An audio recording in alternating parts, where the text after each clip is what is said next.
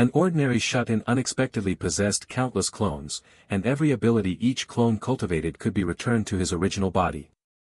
He only needed to lie flat to become the strongest in the world, yet 3 days ago he was still just a deadbeat shut-in. To gain a talent, he joined the trial exam, but in his heart he held little expectation, since not everyone could awaken a gift. The so-called gift was something that only 1 out of 1,000 people would awaken, a rare probability. Today's awakening ceremony was extremely important, with the Hunter Association and the main broadcasting station present for a live broadcast.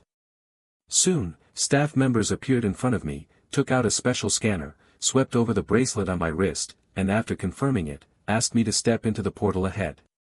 By simply putting my hand inside, I could awaken my own talent. The next second I arrived at the portal, its surging energy making me dazed, and in the next moment I thrust my hand straight into it. A prompt sounded in my mind, authorization system login completed. When I opened my eyes again, I felt a sharp pain in my brain as if I had fainted, but I couldn't care about that and immediately opened my status window to see what talent I had awakened. At the bottom of my interface, there were 2 clone skills, so I clicked in to check the details. First, the higher the level, the more clones could be summoned. Second, the original body and the clones were connected. As I was studying this, a young man interrupted me, asking what talent I had awakened. He was also from the Hunter Association, a scout who specialized in discovering hunters. I did not hide it and directly told him I had awakened clone technique. Hearing that, the man was stunned on the spot. I was confused. Wasn't clone technique supposed to be quite powerful? Why did he show such a disdainful expression? It turned out he thought I had awakened phantom clones, which provided little real strength. Inwardly, I laughed. What I had was no phantom, but real clones. Seeing his disgusted look, I felt no need to talk further and immediately wanted to go back to study my ability. So after briefly introducing my talent at the venue, I left. Returning home, I could no longer wait to test my clone skill. The next moment, I followed the procedure, activated the magic in my body, and began to stir the summoning technique. In an instant, a stream of blue energy gas slowly emerged from me, and after casting clone technique, I was shocked. Standing before me was a body exactly like mine, though without clothes to cover it. I was stunned by the power of the ability, even looking in a mirror didn't feel this real. I touched his body, and both the sensation and skin texture were absolutely not an illusion. Feeling awkward, I decided to find him some clothes. A moment later, I handed him an outfit I seldom wore, then ordered him to perform some actions and found he obeyed me completely. Just then, my phone rang in my pocket. Opening it, I saw it was my friend, who had gained a nice talent and couldn't wait to brag. While I was busy replying to him, I forgot to cancel the command to my clone. His messages came rapidly, even mocking me that I had probably awakened a rolling skill so I wouldn't need the bus anymore. I didn't bother to reply, only thinking he was so noisy. Suddenly, a prompt appeared on my interface. My stamina had increased by 0.001. This left me puzzled. My clone in front of me had disappeared.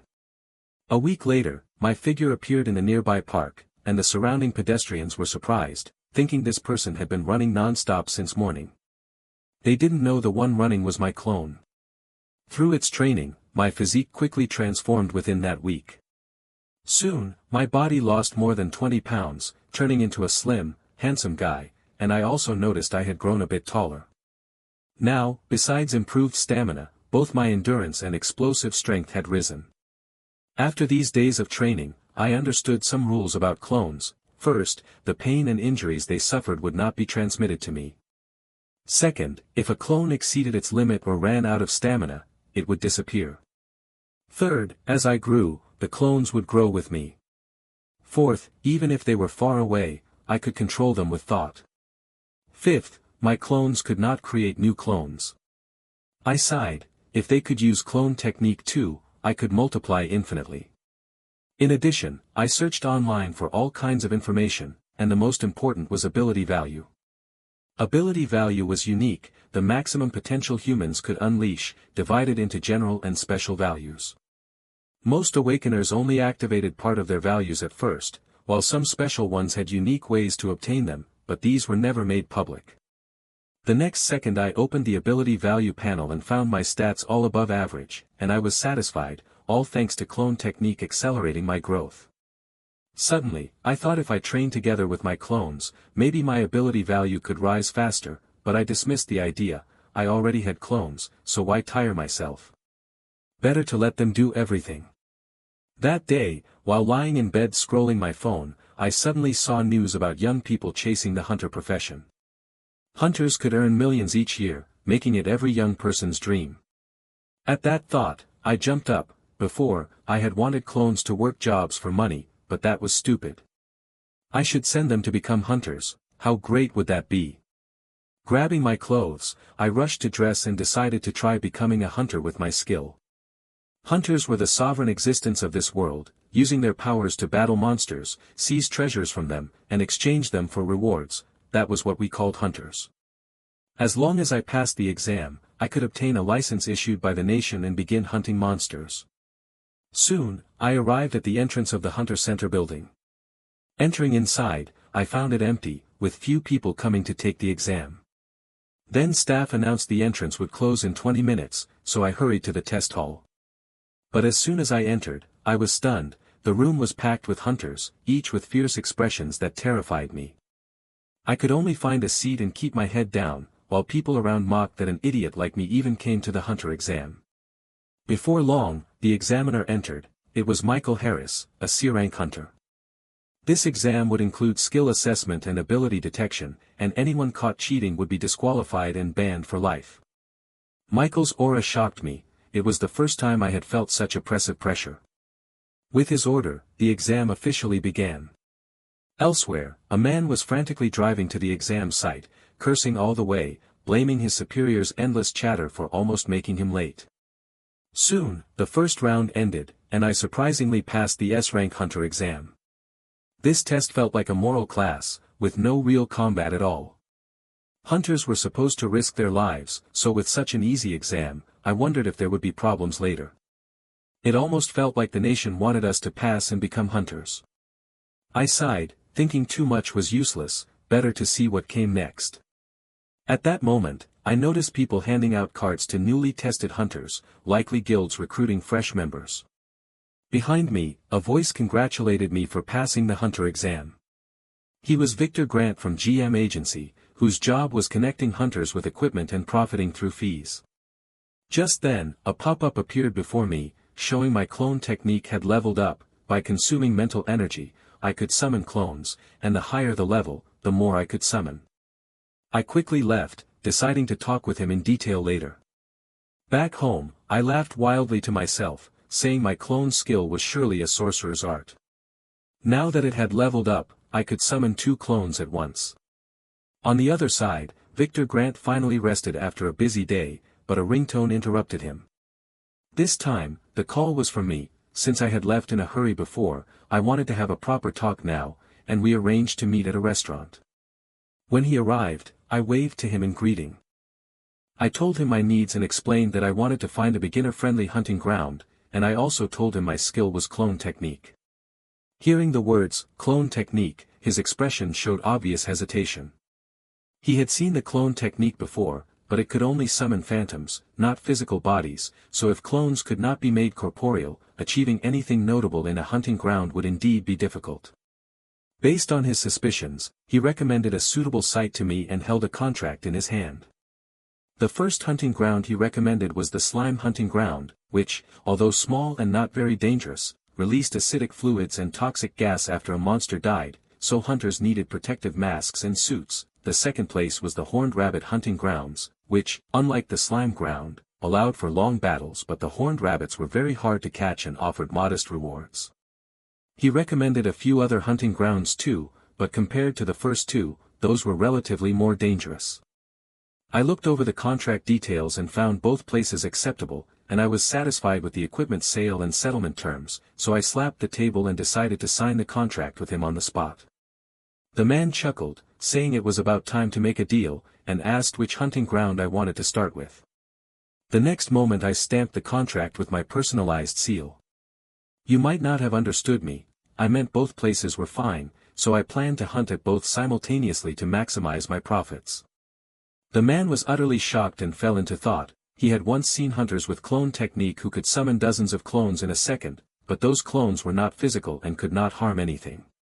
The clone before him, however, was completely different. This clone could read the contract and drink from the glass on the table, a skill he had never seen before, so he was stunned. Then he asked a very foolish question, "Is this your twin?" I laughed. His thought was understandable since he had never seen me before and always just saw my clones, but this clone was a real ability, not some twin, and besides him I had another clone working out at the gym, because the stronger my clones were, the stronger I would become. He sank into thought. Improving a clone could enhance the original's power, so such a potent skill would not be limited to an X-rank hunter, it had great potential. I interrupted his musings to discuss the issue of being in two hunting grounds at once.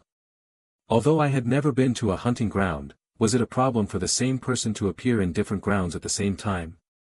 He told me there was a method. You could not enter multiple hunting grounds simultaneously because records would show it, which left me frustrated. Apparently my idea was unrealistic. However, he said he could negotiate with the Hunter Association to adjust records, though it would require my identity bracelet and a skill demonstration, so I would need to go with him. We agreed to cooperate and set a meeting at the Hunter venue 2 days later. 2 days passed quickly and I arrived at the Hunter venue entrance, but after looking around I could not find him. Suddenly a voice called me. I turned and he had appeared behind me. He must have arrived earlier, so at first I hadn't seen him. The two of us entered the Hunter Hall and, thanks to his presence, the paperwork went smoothly. All that remained was for me to demonstrate my ability. I began to condense my magic, concentrating it at my chest, and a mist slowly formed. The next moment a solid figure appeared, still unclothed, which made me extremely awkward and even caused the examiner nearby to sweat. The kid looks not bad, they thought. After permissions were granted, a staff member made a secondary bracelet for me. The identity bracelet permission was completed and clones could enter hunting grounds via fingerprint recognition. Considering the nature of clone technique, he had already set the bracelets so clones could simultaneously enter different hunting grounds. After everything was set, I did not notice someone upstairs watching me. The man chuckled. He wondered who it could be, and then with a roar he leaped from the second floor and landed steadily on the ground. Seeing the newcomer I was also shocked. Where had he jumped from? Mr. Thompson happened to know him and asked what he wanted. The man had already left the company and was no longer affiliated. The man laughed. "You left the company and now you're courting misery, used to manage B and C rank hunters, and now you insist on managing an F rank hunter." His mocking drove me to the edge, and I grabbed Mr. Thompson's shoulder. Mr. Thompson looked at me puzzled, not knowing my intent, but the other man sneered, "So, you S-rank hunter, got something to say to me?" He flashed a sinister grin and his aura exploded, and before I could speak his figure appeared behind me, startling me. This man's strength was extraordinary. Fortunately, someone arrived just then and interrupted him, so the man cursed and left, warning me to beware, saying following such people led nowhere good. Meanwhile my clone one had trained all morning at the camp without rest except to drink and replenish energy, and onlookers watched in fear that he might be crushed by the next weight. He suddenly stopped because I sent him a text asking him to wait at the gym entrance after training. When I arrived, I introduced Clone 2 to Mr. Thompson. Without another word he put a gas mask on him, and the next moment I solemnly watched Clone 2 enter the trial arena, hoping he would do his best. Mr. Thompson's expression had a hint of hostility. "You're really something else," he said, and I told him to stop dawdling and quickly take me to the horned rabbit hunting grounds. Upon arrival I was stunned. There were so many hunters gathered, each armed with heavy sniper rifles and shotguns. Mr. Thompson raised a finger. We were in Area 4, and he asked if I had confidence in my shooting. I laughed. "You don't even know who I am. During the hunter exam I only missed 3 shots. Mr. Thompson looked at my confidence dumbfounded. "The target was that close and you still missed 3 shots." The next moment I sat down, set up my position, and aimed at the cunning rabbits on Mount Musashi. "You little rabbits, wait, no one can escape my eagle eye." Mr. Thompson clenched his fists in anger, and luckily others had earplugs so they couldn't hear me, or I would have been roughed up.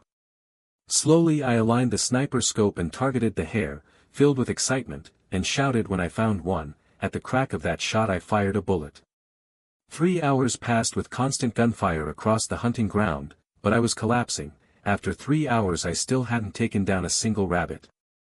At first my aiming went smoothly, but once the gun fired the rabbits seemed to teleport from their spots. I was just too lousy, so I had to send Clone 1 to complete the task. If he missed, he would send me a one via phone, and if he ran out of bullets he would call me.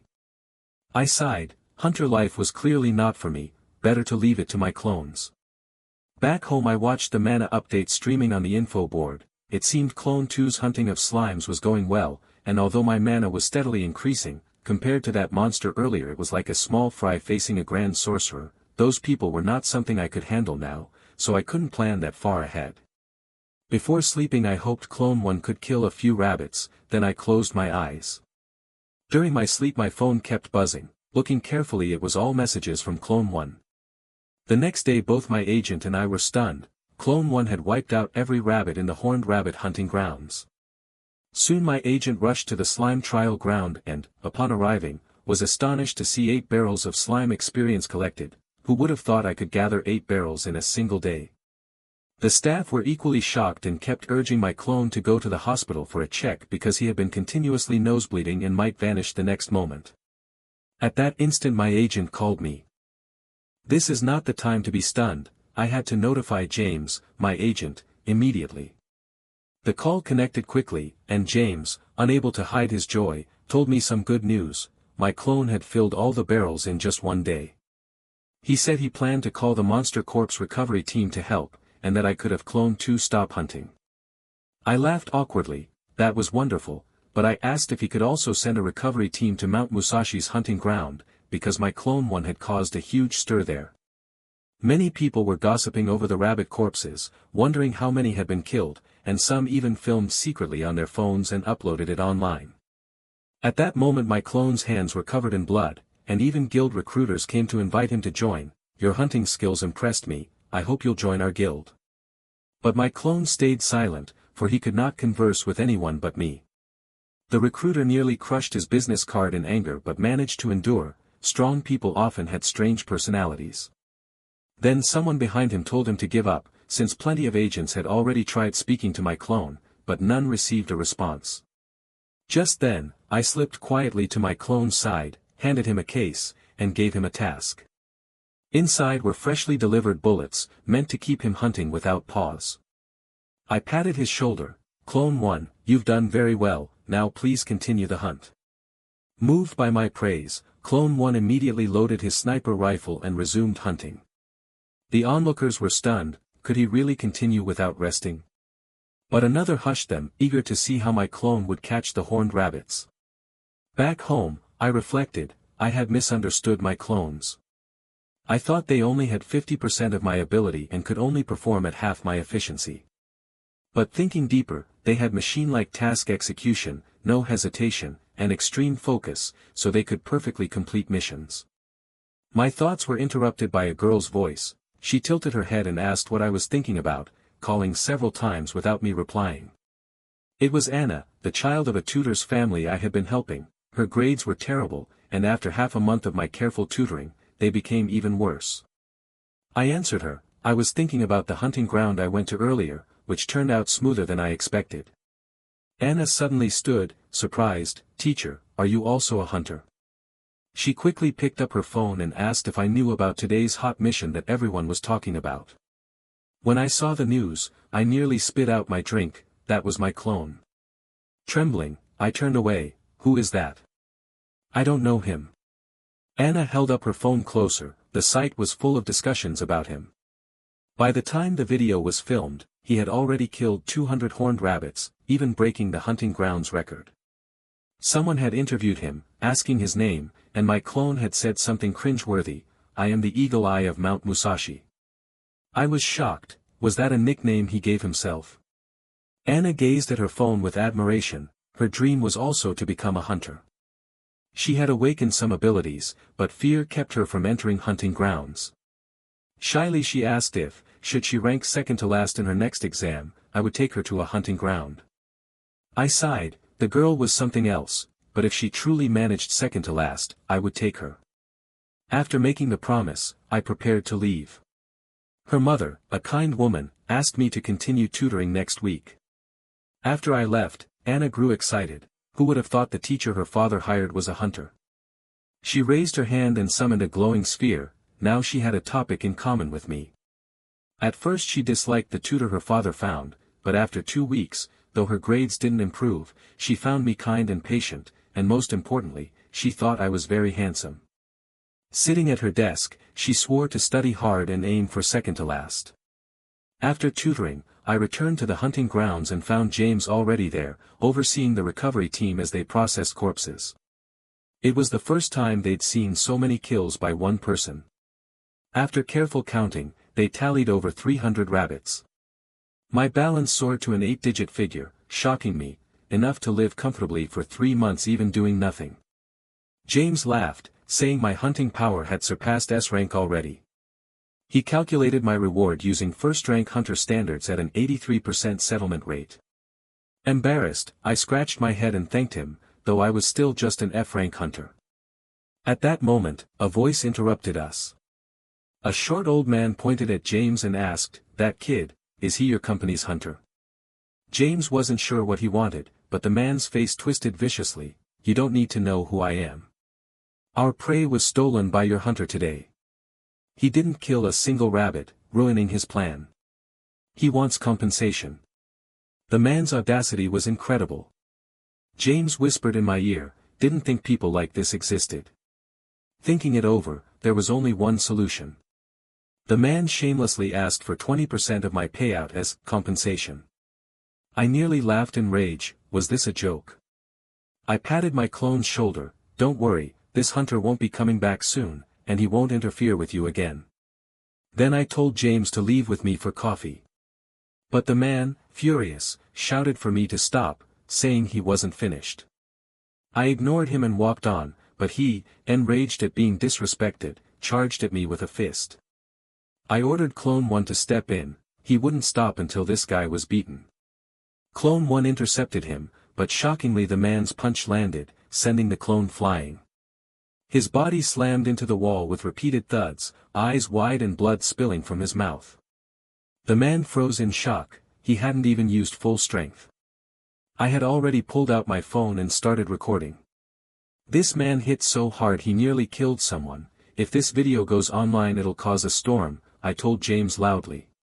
The man, panicked, looked around, saw no witnesses, and rushed to apologize, begging me not to post it and offering compensation for medical fees. 2.5 minutes later James told me quietly that this man was from the Ironheart Guild, and this matter was tied to them. It must be their guildmaster seeking revenge. My mind flashed back to the man I'd met in the hall earlier. He too had dealt with this harassment. Any hunter signed with our company was being targeted. Sipping my milk tea, I listened. Because of their harassment, only a few S-rank hunters remained in the company. James admitted he couldn't guarantee my safety. Others might keep bothering me. I laughed lightly, telling him not to worry. I already knew this when I signed. But we couldn't let them keep interfering, so I came up with a way to grow stronger quickly. Over the next 2.5 hours, I explained my plan to James. He considered it carefully. It was indeed good, something he had thought of before. He picked up his notebook and began drafting, scheduling the plan for 2:30 tomorrow at the hunter market. In the early days, hunters traded goods for equipment and weapons, but as trade grew, the market developed into a large shopping complex, giving it structure and dominance. James and I arrived there and bought a full set of equipment. For weapons, I chose firearms as my main, with daggers as my secondary. Then I asked the shopkeeper for 3 more sets of identical protective gear. I planned to assign 1 piece of equipment to each of my clones. After finishing the purchases, my agent asked if I wanted to take a look at skills, since some skills needed to be bought. Then we went to the skill specialty shop. After browsing around, I still hadn't found one that fit. The better skills were extremely expensive. Among them, the one that allowed sharing sensory vision with a summoned beast cost over 10 or 20 million won. That really pained me. There was no way I could afford something like that. Feeling awkward, I told my agent I wanted to borrow some funds in advance and promised to pay him back after I earned more money. Though my agent felt a sting, he still prepared to give me a budget of 50 million. I let out a long sigh of relief. Money wouldn't be an issue anymore. And skills could even be paid for in installments. With a budget in the tens of millions, it was enough. The more I looked at that skill, the more I liked it. Everything was going according to my plan. I would soon earn back this money. Back at home, I carefully checked the manual for the skill. I only needed to inject magic into the skill orb and then flip the activation switch. Slowly, I placed my hand on it and gently pushed, channeling my inner magic into my palm. The next second, I pressed the switch, hoping it would work exactly as I imagined. With a hum, the orb emitted a dazzling golden light. A moment later, the skill panel appeared. You have learned the family skill. Information allows the user to share senses with designated targets. I turned to look again. The skill orb dissolved into a puff of white smoke.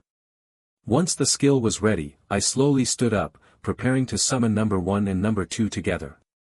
In an instant, both clones appeared before me. I spoke calmly, now let's set off together.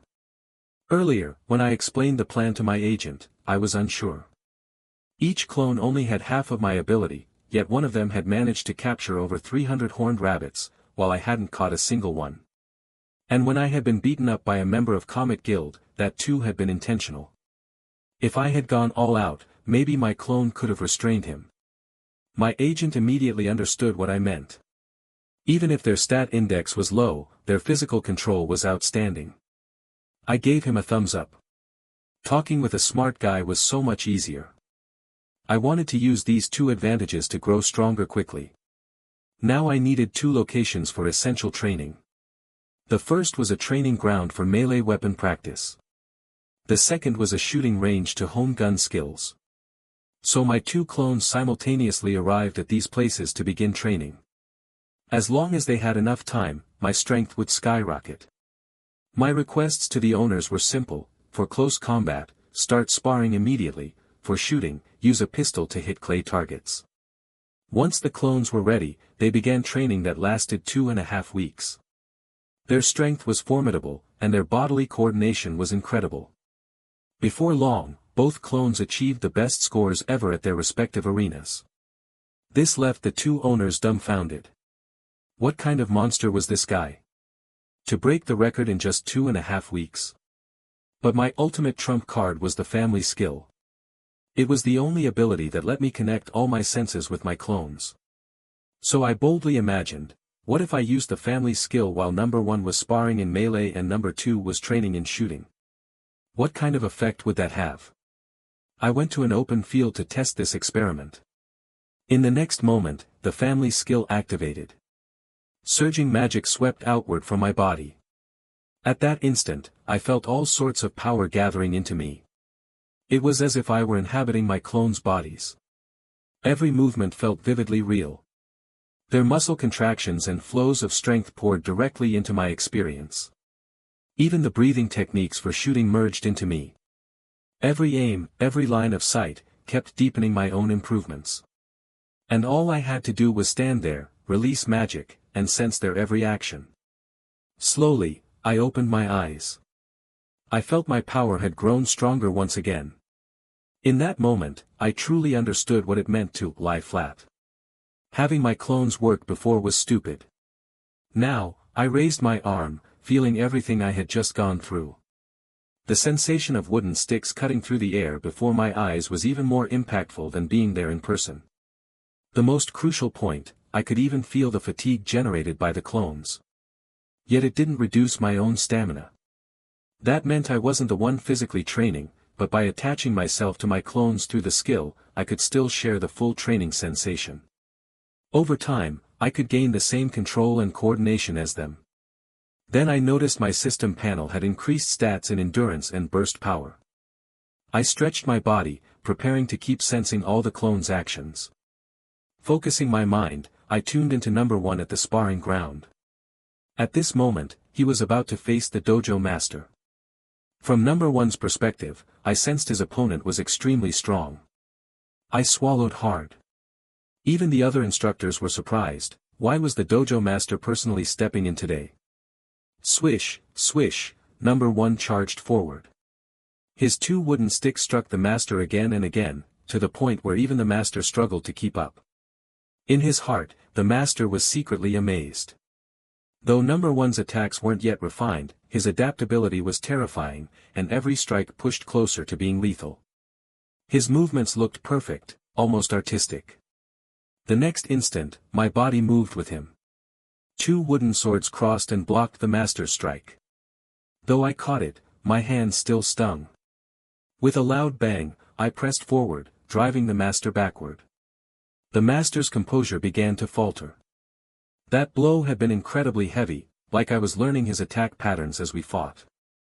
With a sharp motion, the master flung his right arm and sent me flying. But in a blink, I stabilized and launched my next attack. Whoosh, I aimed straight at the master, focusing all my strength into one decisive strike. In that moment, the master's body was cornered into a dead angle. I closed in, preparing a fatal slash he couldn't possibly dodge. But suddenly, the master chuckled. "Kid, you're still too green." Then, with an acrobatic flip, he soared into the air, spinning backward, his long sword poised for a strike. I was stunned. I hadn't expected such a move. With a crash, the master's twin wooden swords slammed into mine. The others laughed. "That's the dojo master for you." Still, that was a close one. The pain almost brought tears to my eyes. Because of the family skill, I could feel it all, the sensation was brutally real. My wrists felt like they might break. The master slowly stood up, asking if I wanted to continue sparring. Through our link, I asked number one if he could keep going. If not, he should stop. Number one didn't answer. Instead, his body flashed forward, and then something shocking happened. Number one perfectly mimicked the master's previous move, 100% identical. Everyone watching was dumbstruck. What kind of monster could copy such a technique after seeing it once? I felt my own body soar with him. Number one had actually replicated it.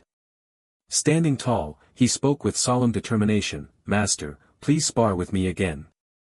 The dojo master was delighted. Facing a true prodigy was what he lived for. I exhaled in relief. He wasn't near his limit yet. So my focus shifted to number two's body. Just as I connected, a gunshot rang out. Bang! A clay target shattered instantly. I froze. What the hell? Number two had actually destroyed someone else's target. Thankfully, no one noticed. The rich kid who was showing off thought it was his shot and bragged even louder. A beautiful girl beside him praised his gun skills. Relieved, I let out a breath and settled in to concentrate on shooting practice. Another clay disc was launched into the air. My clone assumed the standard posture. He fixed his upper body, kept the stance steady, and slowly aligned the pistol along the disc's flight path. When his aim aligned with the clay. When the flight trajectories overlapped, one shot was meant to shatter the disc in midair. Every single movement and subtle feeling of clone number two, I had to remember clearly, because only in this way could I become stronger. Soon, an entire day quietly passed, and I withdrew my senses back into my body. This time, the connection and sharing with number one and number two had been utterly exhausting. I hadn't suffered this much in a long time. What's more, after returning to my body, I felt dizzy and lightheaded, probably because my mana was running low. So I sat on a bench to rest properly, feeling through all the confusion of the day, and thinking that next time I should go out with them for real combat to see how much I'd actually learned. Just then, the figure of Summer appeared beside me. I was surprised. Why would she be here, so late, without going home? I didn't realize that while we were chatting, some people not far away were watching us. It was none other than the boss of the man I had extorted at the rabbit hunting grounds. This fat thug had come to take revenge for his underling. As Summer and I talked, several harsh voices suddenly cut us off. The leader, flanked by two underlings, walked slowly toward me with a grin. Summer grew nervous when she saw them, asking me if I knew them. My gaze shifted to the buzzcut man behind the leader, and I cursed silently. That guy must have suffered from me last time, and now he was here for payback. So I willed number one and number two to gather, while I positioned myself protectively in front of Summer.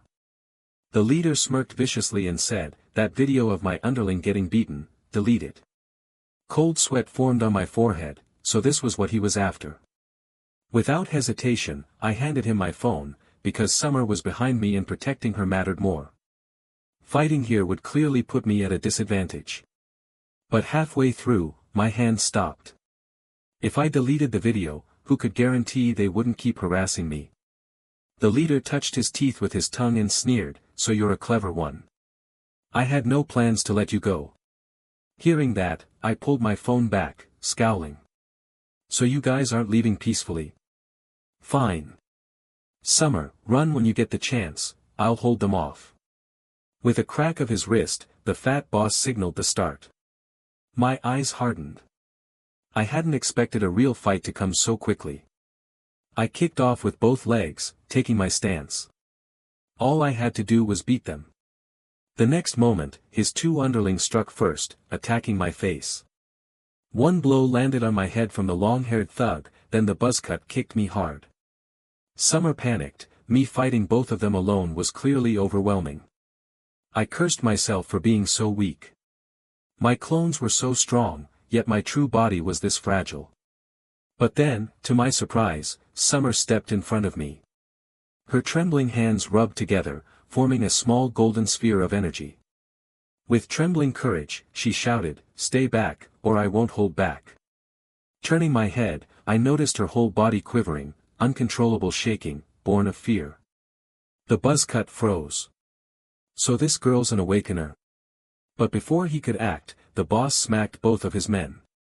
"What are you afraid of? Just one female awakener." Hearing that, Summer's courage faltered. She had only meant to scare them. Now the boss advanced slowly. Terrified, she screamed and released the golden sphere. It struck him with a loud boom, shaking the ground, but when the dust settled, his body was unscathed. He chuckled coldly, "With such a childish trick, you dare show off? You don't know how death is spelled." He raised his hand to strike Summer unconscious. But I rushed in, shoving her aside, glaring at the boss. "Coward! Don't bully a girl. If you've got business, face me." Before my words even faded, power gathered in my fist, and I swung hard at his head. Summer gasped in shock at my sudden strike. But I knew, this opponent wouldn't be easy. When sparring with his men, I'd realized true force had to flow from the legs, through the waist, then into the arms for penetrating damage. Only such technique could deal serious blows.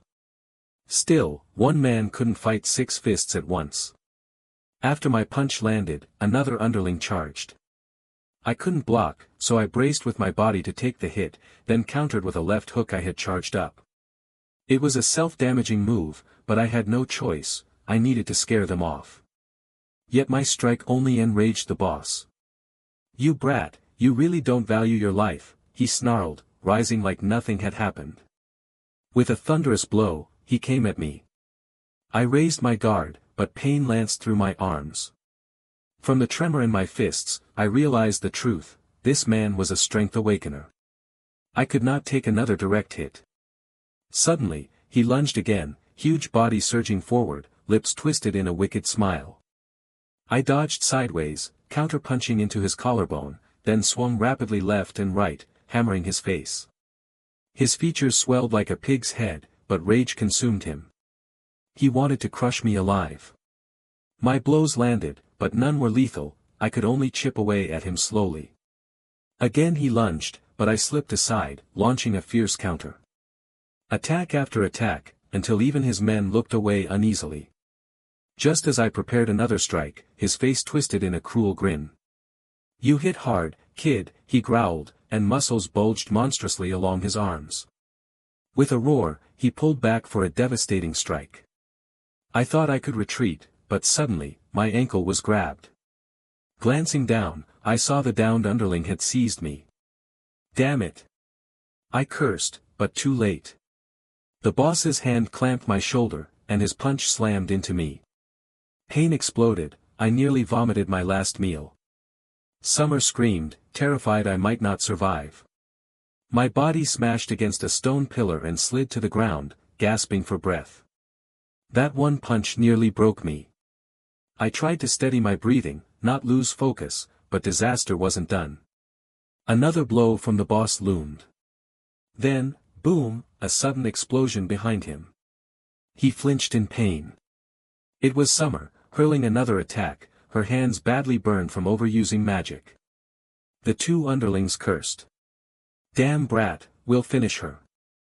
They rushed at her.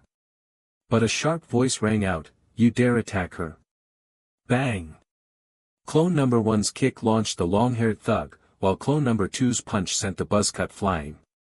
Summer stood stunned. Suddenly, two figures were protecting her.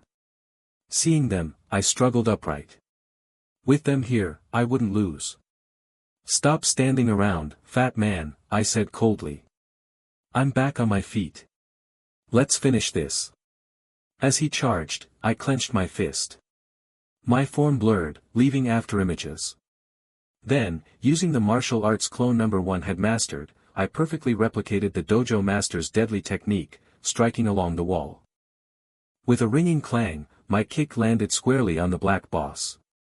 After finishing him off, I collapsed onto the ground, gasping for breath, while he lay unconscious from the blow.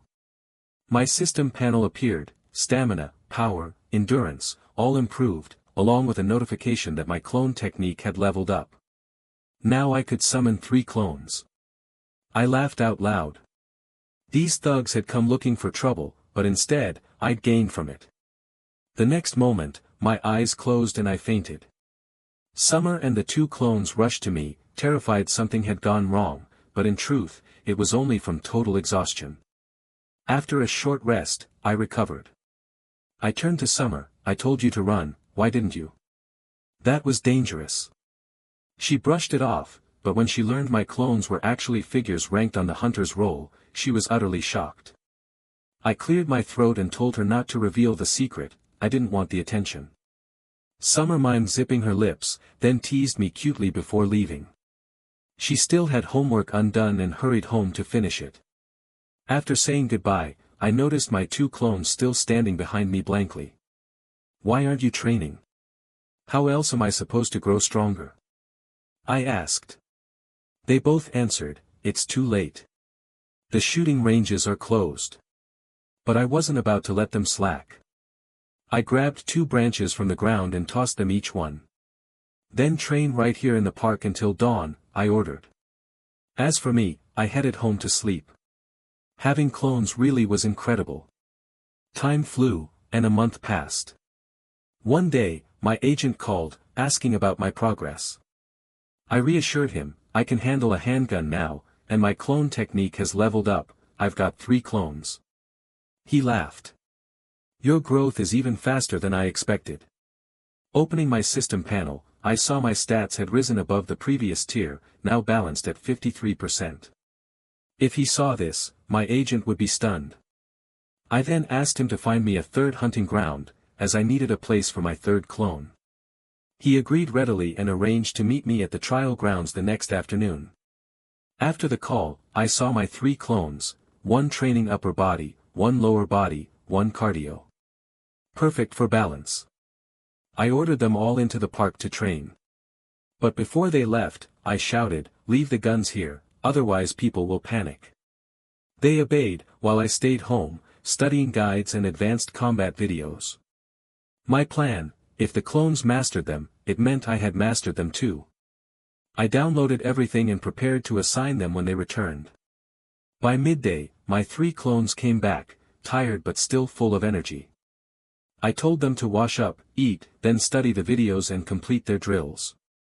Meanwhile, I tested my family's skill to feel the thrill of hunting, slowly adapting to combat, then practiced ways to expand my mana during rest. Just then, my phone rang. My agent would arrive in 10 minutes.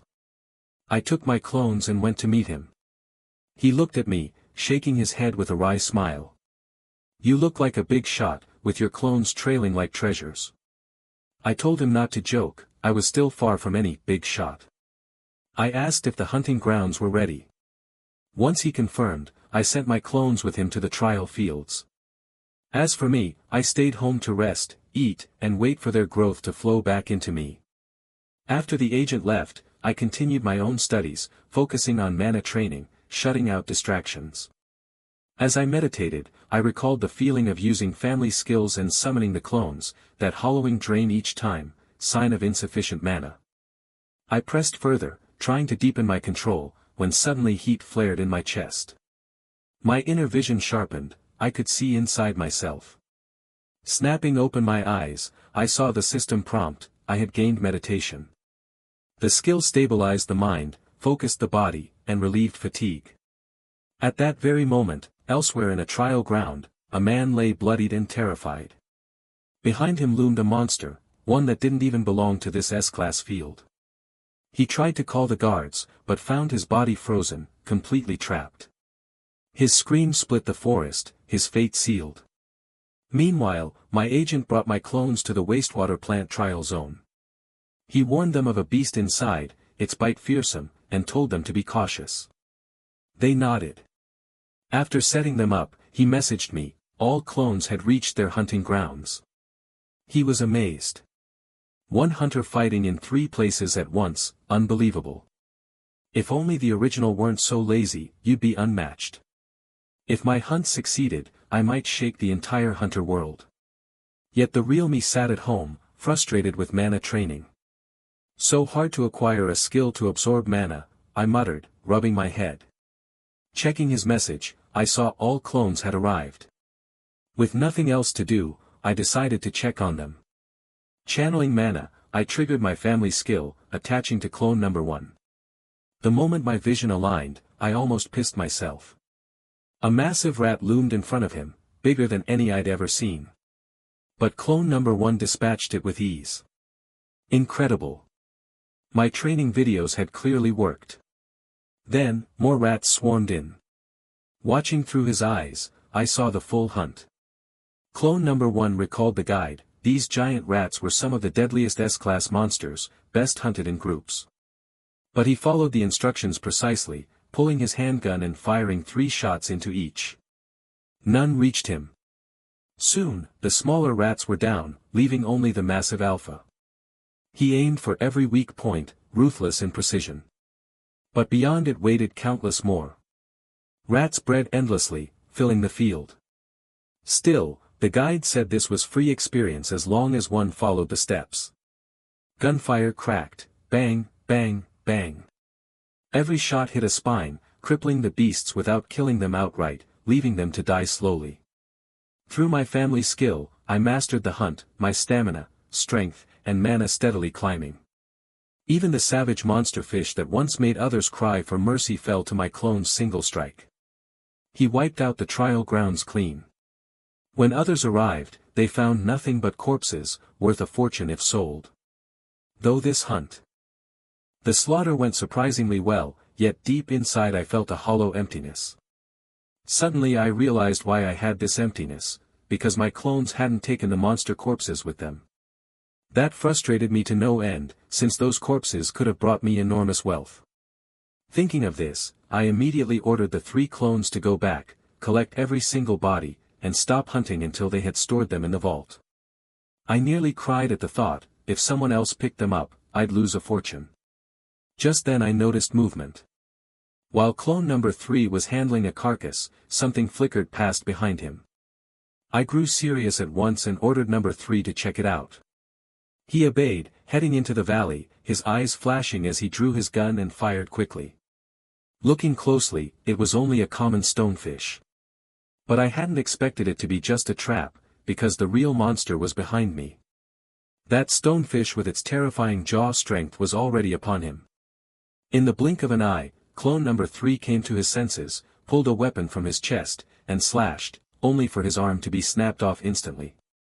His shock was unbearable, and my mind was hit with the same wave of pain, hot, fast, sharp, almost unbearable. I clenched my teeth, feeling the agony in my right arm, and at that moment I roared in fury. The pain of losing an arm was beyond words. After a moment I snapped back into my original body, though the vision still left me trembling. I glanced at my left hand, completely intact, as though it had all been an illusion. But that afternoon I curled up at home shivering, terrified by what had happened. The pain was so real that I instinctively cut off the connection. I didn't know if clone number 3 had survived, but I had no time to sit idle. I needed to contact Victor Grant immediately and explain the situation. The call connected quickly. Anxiously, I asked him which hunting ground number 3 was in, my voice sounding strange even to myself. He instantly guessed it. Number 3 had run into trouble inside the wastewater treatment trial site. I had no time for details, this was too serious. A top-level monster had appeared in a mid-tier trial ground. I told Victor to bring clone number 1 and clone number 2 to number 3's hunting ground at once, and I would join them immediately. Before hanging up, I warned him this test was extremely serious and must be handled with great caution. Meanwhile, clone number 3 was still facing off against the stonefish, his situation worsening. The monster's blade-like fins cut through his body again, and number 3 collapsed under the weight of the attack. His body dissolved into starlight and faded away. At that moment, I rushed to the trial ground, only to find my connection severed. Number 3 was dead. To summon him again, I'd need to wait 6 hours. I showed my wristband to the guards and entered. Victor was already there, standing with my other 2 clones. He demanded to know why I had called them all so urgently. After a moment's thought, I told him I had used my skill to possess a clone and saw a half-man, half-fish creature of terrifying power. Clone number 3 couldn't withstand even 2 attacks from it. Hearing this, Victor broke into a sweat. He seemed to recognize it immediately, and his expression hardened. He said he needed to alert the guard station and have the area sealed off.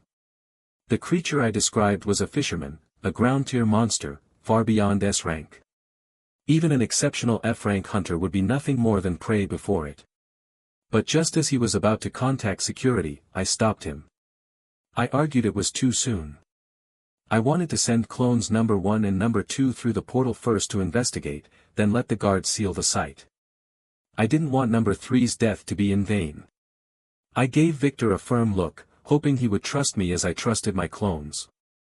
Though he didn't understand, he reluctantly agreed.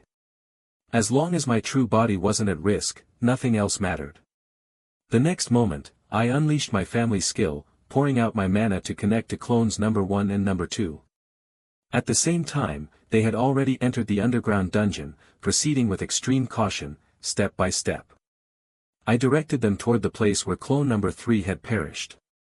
Suddenly, number 1 clenched his fist, signaling number 2 to stop. Ahead, they had spotted the fisherman feasting on another creature. Seeing this, I felt both shocked and lucky. The initiative was ours. Even though my own power was only level 1, with a 53% clone sync ratio, making me barely S rank, the fisherman's condition didn't seem stable. If both clones fought together, they might bring him down. My eyes hardened. I believed in them. Slowly, both clones raised their guns, aiming for the fisherman's head. In an instant, 2 shots rang out, fired without hesitation. I thought even with his speed, the fisherman couldn't react in time. But to our shock, both bullets bounced harmlessly off. We were stunned. Victor hadn't warned me his body was this tough. This thing was more monster than monster. With a roar, the fisherman discovered us and charged. With a powerful leap, he soared into the air, claws gleaming, body plummeting like a meteor. Thankfully, both clones rolled aside, dodging just in time. Number 1 drew a blade from his waist and slashed at the fisherman from an impossible angle, circling his shoulder in a 360-degree strike. Yet when the blade connected, there wasn't even a scratch. My heart skipped, maybe I had overestimated us. The fisherman grinned, his neck twisting unnaturally, and with a loud crack, a nearby tree snapped as his claws smashed through it. Number 1 barely dodged. Number 2 opened fire with a storm of bullets. His massive frame made it hard to maneuver among the trees, giving us room to move. But then, in a terrifying display of strength, he cleaved a giant trunk in half with brute force alone, shattering the terrain. I swallowed hard, retracting my earlier confidence. I had underestimated him. The fisherman was enormous, with no obvious weak points, but my clones showed no fear. Both charged in with dual blades. Their strikes landed, yet the damage was pitiful, like children fighting an adult. The fisherman sneered and clenched his fist, unleashing a strike like a storm. In a blink, clone number 1 was sent flying. Clone number 2 froze in shock. How could we hunt something impervious to blades and bullets? Then he remembered the first shots. One bullet had bounced off, but another had drawn blood. Seizing the thought, number 2 raised his gun and aimed at the wound. With a bang, the bullet slammed into the injury, making the fisherman howl in pain. I laughed, relieved, so his wound was the weak spot. Just then, number 1 staggered back to his feet, and I realized we had a chance. The fisherman, furious, charged at us again, but the clones no longer pressed the fight. Instead, they circled, firing repeatedly at the wound. Dozens of bullets tore into it until the fisherman raised his arms to shield his head. The next second, something terrifying happened. He drew a dagger from his own body, and to my shock, the weapon burned with flames. His eyes gleamed with savage intent. No one had prepared. Clone number 1 charged straight at the fool with a slash. The fool's attack came in the blink of an eye, and clone number 1 had no time to defend, only able to raise both arms to block the strike. With a loud bang, the fool flung him away with a single violent shake. In midair, the clone spat blood again and again. In that instant, he could feel the fool's strength suddenly rise by a whole level. The source was clear, it had to be that blade. But this was also good news. If he had drawn that blade, it meant he was seriously injured. That meant I had to finish the fight quickly. With a swoosh, clone number 2 darted close and swung his blade, but the fool dodged. He countered with a savage horizontal strike toward my waist, but I slipped past it. What I didn't expect was how unnaturally fast his body moved. Within a blink, he was right before me, slamming a fist into me. That simple punch sent a wave of dizziness through my nerves. The next moment, I grabbed his arm with all my strength and roared, "If you make me bleed, I'll make sure you bleed far more than I do." My dagger slashed wildly, again and again, into the fool's chest. He swung a palm toward me, but in that moment I was like a war god incarnate, blocking his strike with just one hand. My furious roar echoed through the forest as I vented my rage. But then, in my moment of carelessness, his kick smashed into my chest. I coughed, clutching my stomach, gasping for air. Seeing me slowed, the fool raised his blade and charged. It was the perfect chance to kill me. But he hadn't expected clone number 2 to appear right before him, blocking the fatal strike with his arm. Together, the two of us launched into his attack, preparing for another charge. With a sweeping slash, we struck his left and right sides, carving deep wounds. Blood poured from his body, the attack had hit hard. With a heavy thud, the fool collapsed to the ground. I let out a long breath. The battle was finally over. Even though I was only attached to clone number 1, I could feel how utterly exhausted he was. I glanced at the empty magazine. Every bullet had been spent in the fight. Today's hunt would have to end here. Turning toward where the fool's body had fallen, I prepared to call my agent to send in a corpse recovery team. But the fool's body was gone. Instead, I saw his footprints in the dirt. Cold sweat broke down my back. Could he still be alive after that? I shouted for clone number 2 to follow the blood trail at once. But the blood led straight toward the portal. At that same moment, outside the portal, the entrance had been sealed off. Reckless hunters still tried to enter, only to be driven back by soldiers. At the gate, my agent grew restless, praying I'd come out soon. A noise to the side caught his attention. Soldiers had spotted a monster inside, charging toward the portal. He immediately ordered his men to call for reinforcements while the soldiers raised their rifles, aiming at the creature. Gunfire thundered, round after round tore into the monster's hide. They could not allow it to break through. But the bullets barely scratched it, like tickling its skin. With a sharp sound, the monster ignored the gunfire and slashed at the portal with its blade. Just then, clone number 2 burst from the bushes, dagger ready. With a swift motion, he hurled it. The blade struck the monster's head, bouncing off, but slowing it just enough. At that instant, my true body appeared, catching the dagger and rushing to its face. My expression hardened. If this strike didn't kill it, then I would be the one to die. I drove the dagger straight into its eye, one of the deadliest weak points I knew. Not enough. I pressed down with all my weight, forcing the blade deeper. For number 3, I'll avenge you. I shouted. The scene shocked everyone present into stunned silence.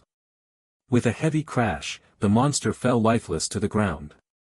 Behind me, clone number 2 was deeply moved, raising a thumb in awe at the strike. At the same time, the commander of the trial grounds, an old man, the elder, arrived, still unsure what had just happened. The fearsome monster now lay dead at the portal's entrance. Why had the fool appeared here? He grabbed someone nearby and asked. Slowly, the hunter explained, a D-class monster had appeared in the hunting grounds, and before the lockdown was complete, a hunter had gone inside and killed it. The elder frowned in disbelief. This was an S-class hunting ground, how could a D-class hunter even be here? But then soldiers explained that the killer wasn't D-class at all, but an S-class hunter. They pointed at me, the one in yellow, as the one who did it. Rumor was my ability was summoning clones, and together with them, I had brought down the monster. The elder's face turned grim. An F-class hunter had killed a D-class monster with clones, utterly impossible. Yet the evidence was clear. He examined the wounds, concentrated strikes, methodical, chosen because the monster had no time to recover. Clever. Meanwhile, I was telling my agent just how close I'd come to death, how terrifying it was. From now on, my clones should handle this, better that I stay home. From afar, the elder studied me. This one must be investigated, he could one day rise to a first-class hunter. He ordered his men to send a squad of D-class hunters into the portal to check for any other monsters. Everything must be confirmed and reported. But how could he even explain this?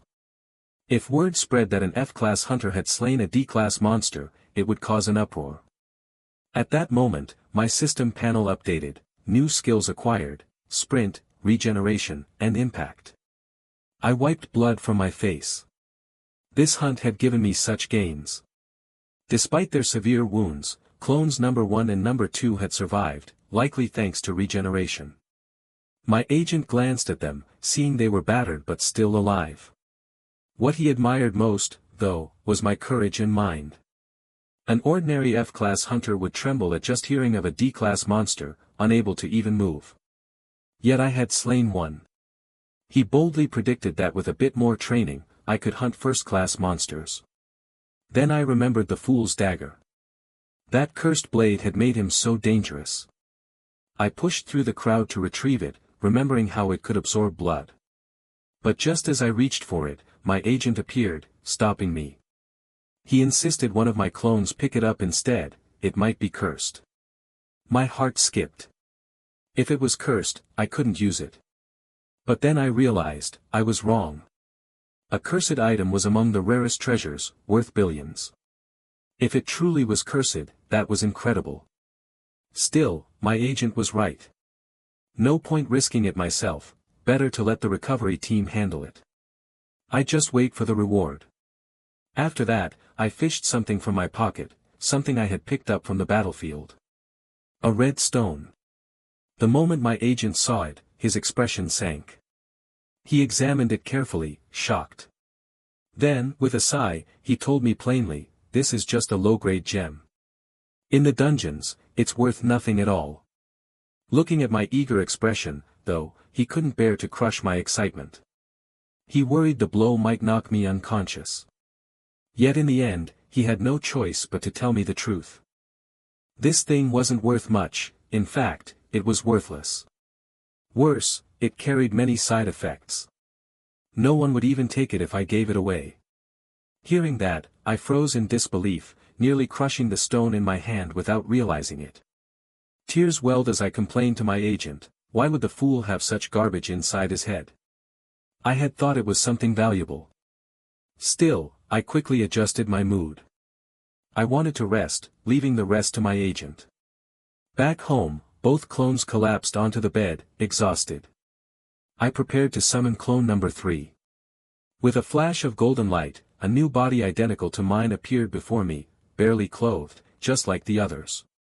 Seeing number 3 again filled me with warmth. It's been too long. Now that you're back, your wounds are healed. Put on your gear and get to training.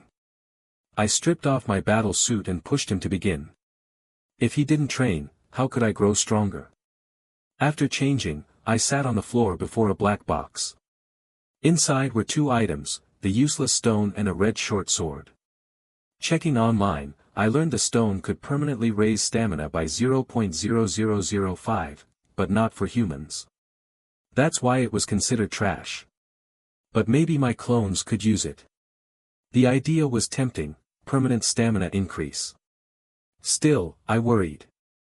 If they suffered injuries or hunger under demonization, would it hurt me too? But no, clones' weaknesses didn't affect me. Swallowing hard, I pictured myself turning into a monster. The thought alone made me stop. Better not risk it.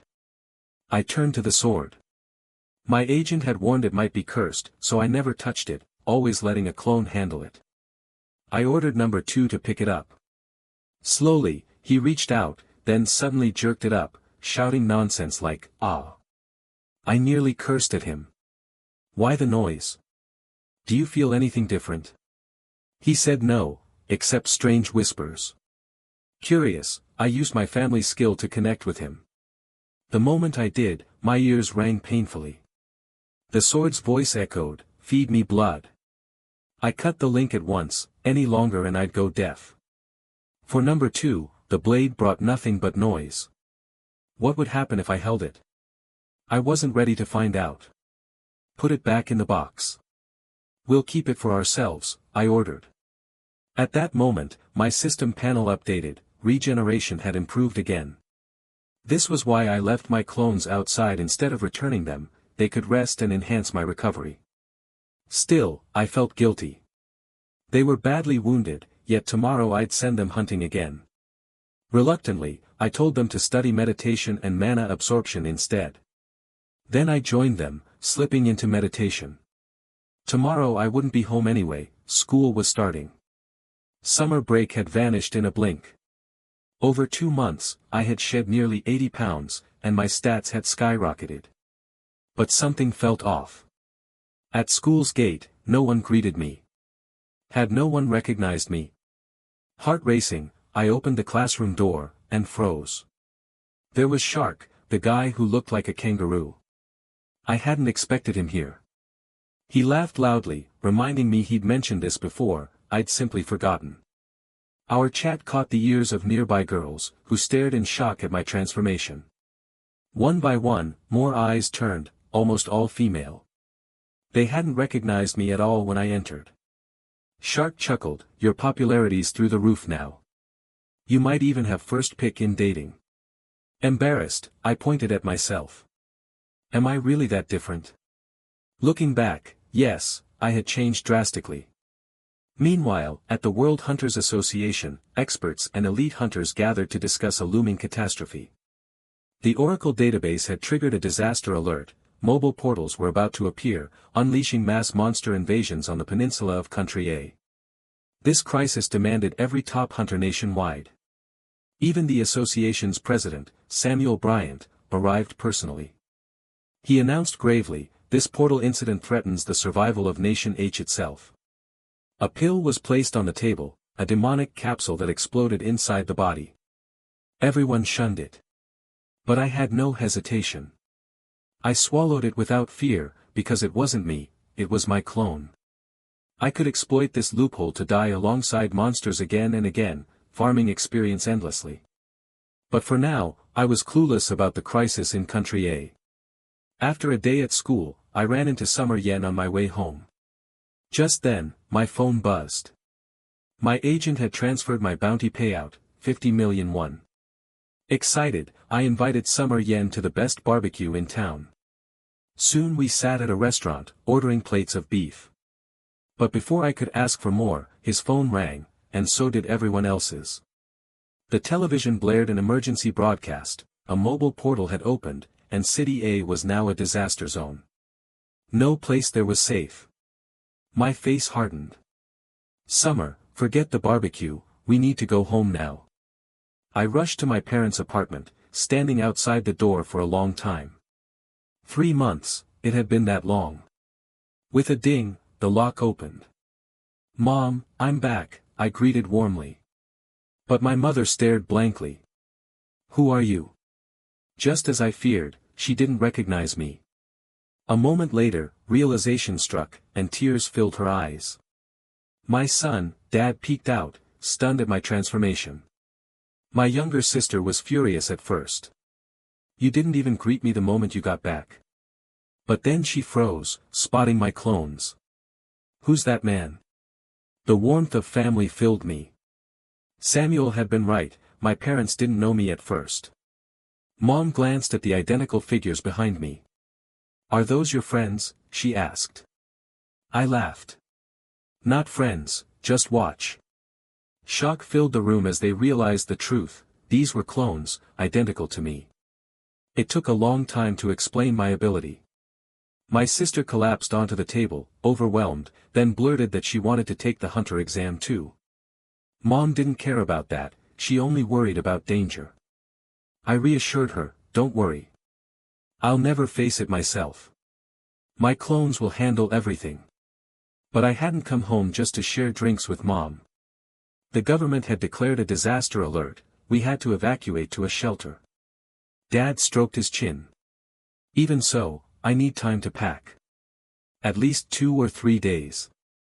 Annoyance boiled in me. No one seemed to grasp how serious this was. But I knew the truth, the portal couldn't be controlled, not even by the state. By tomorrow night, it might collapse entirely. So I made my decision on the spot. I told Mom to leave everything at home and forget about it, we had to move light and head straight to the shelter. My sister suddenly came up to me and begged me not to rush, saying we should at least have one family dinner before we left.